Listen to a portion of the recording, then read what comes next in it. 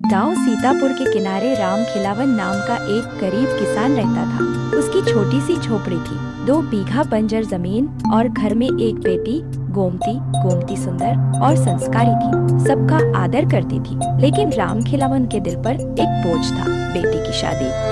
राम खिलावन बैल की रस्सी पकड़कर खेत से लौट रहा था, थका हारा था और धीरे धीरे बड़बड़ा रहा था। भगवान, 2 बीघा खेत में पेट पालना मुश्किल हो रहा है। अब गोमती की शादी की उम्र भी हो गई है। दहेज मांगने वाले जमाने में गरीब बाप क्या करे। गोमती ने दरवाजे पर पानी लेकर बाबा का इंतजार किया। बाबा, आप इतना क्यों चिंता करते हो? मेरी शादी हो या न हो, मुझे आपकी सेवा करनी है। राम खिलावन की आंखें भर आई और बेटी कहा, नहीं बेटी, बाप का फर्ज बनता है डोली में विदा करना। दूसरे दिन गांव की चौपाल पर औरतें बातें कर रही थीं।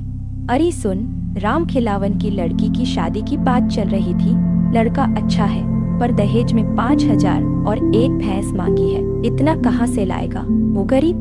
बेचारा तो खुद उधार लेकर जीता है। तभी पास से गांव के सेठ घनश्याम की पत्नी सेठानी गुजरी। उसने सब सुन लिया। तभी पास से गांव के सेठ घनश्याम की पत्नी सेठानी गुजरी। उसने सब सुन लिया। सेठानी से, सुनिए जी, अगर हमारे पास दौलत है और हम गांव के गरीबों की मदद न करें तो इस दौलत का क्या मतलब? राम खिलावन की बेटी की शादी में मदद कीजिए। लेकिन गांव वाले क्या कहेंगे? लोग तो यह भी बोलेंगे कि सेठ अपना नाम चमकाने चला है। सेठानी ने गंभीर स्वर में कहा, सेठानी, लोग तो वैसे भी कुछ न कुछ कहेंगे, पर किसी की बेटी का जीवन बच जाएगा। सोचिए, अगर हमारी बेटी होती तो। सेठ चुप हो गया। अगले दिन वह राम खिलावन के घर पहुंचा। राम खिलावन झोपड़ी के बाहर बैठा सिर पकड़कर सोच रहा था। तभी सेठ वहां आया। सेठ धीरे से बोला, राम खिलावन भाई, चिंता मत करो, शादी का खर्च मैं उठाऊंगा। भैंस और पैसे दोनों मेरी तरफ से। राम खिलावन अवाक रह गया। उसकी आंखों में आंसू आ गए। राम खिलावन बोला। तभी गोमती बाहर आई और बोली, सेठ जी, आप मेरे लिए भगवान के दूत हैं। मैं जीवन भर आपका उपकार नहीं भूलूंगी। गांव के मंदिर में शहनाई बज रही थी। पूरा गांव इकट्ठा हुआ।